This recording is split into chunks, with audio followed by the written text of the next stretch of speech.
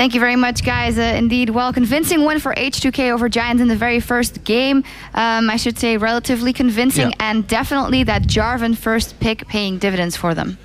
Yeah, I mean, the Jarvan just didn't, I mean, he was pretty much had pressure in the mid lane, the top lane, all early game. He got into the Pantheon's head. He counter-ganked him every single step of the way. And once you start counter-ganking Pantheon and Pantheon gets behind in the Jarvan-Pantheon matchup, it's just Jarvan's game. You just outscale him so hard. And he ended up getting the Jace ahead. The Jace hit his power spike really early. He ended up getting the right items. And you saw in that Dragon fight, it was pretty much a 4v5. And the Jace hit one shock blast, just knocked their whole team away from the Dragon. So they weren't really able to go for any objectives. Yeah, the reason Jarvan's really good right now as a first pick is because he's a flex pick, which means you can play in top lane into one of the favorite top laners, Lissandra. I don't think she was banned this game, so this basically said H2K was telling Giants here, yeah, we're gonna pick Jarvan. If you guys go Lissandra, we'll just put him in top lane, so you guys can't really pick that.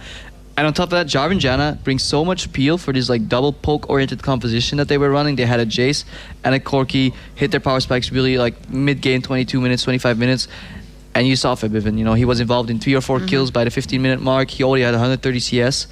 The reason sometimes you watch Jace and you think it's not doing that too much damage is because the Jace just doesn't farm enough. But if he gets his Muramana and some armor pen, he just so much damage. Yeah, and also even though he didn't have that many kills, they still kept the pressure on him. And we said it before, the Giants like to do that in camp mid lane, and it seems like that's the only thing they do have as a strategy right now, because they didn't have to pull out anything else in the other best of 3. So what should be their focus then?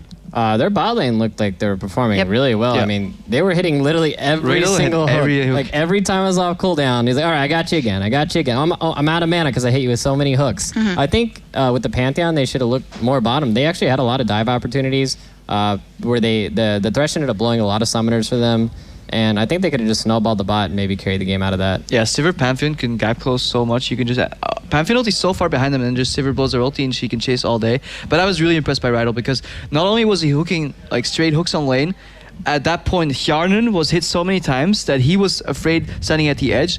Rydell would walk up, and at that point Voidal would panic, and he would try to help his AD carry by walking into shield range, and then Rydell will just switch. He's like, yeah, I'm done hooking Corki. I'm going to start hooking Janna now. He switched it up perfectly every single time.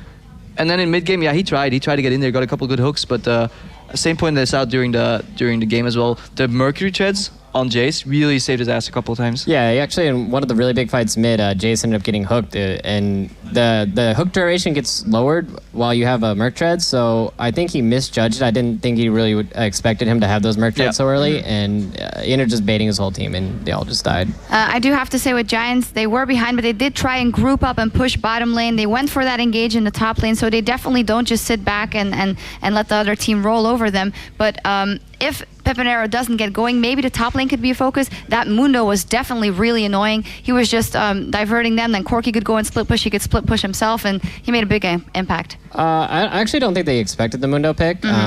Giants ended up, they first picked Aurelia, didn't they? Yeah, so they first picked Aurelia, and Mundo actually, I think it's like a soft counter to Aurelia, because you might not bully her in lane that hard, especially since Aurelia did the level 2 cheese, and she got a head off of that.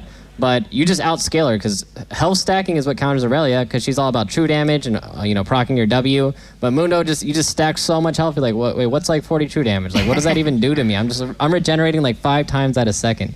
So they just can't kill him once he gets to a certain point. He just puts so much pressure on the map. Yeah, definitely a lot of things that Giants must be looking to ban here. We'll see what they'll come up with in Game 2. It is, of course, a best of 5, only 1 game in to see who will join the LCS. The Giants can come back in this next one, so stick around.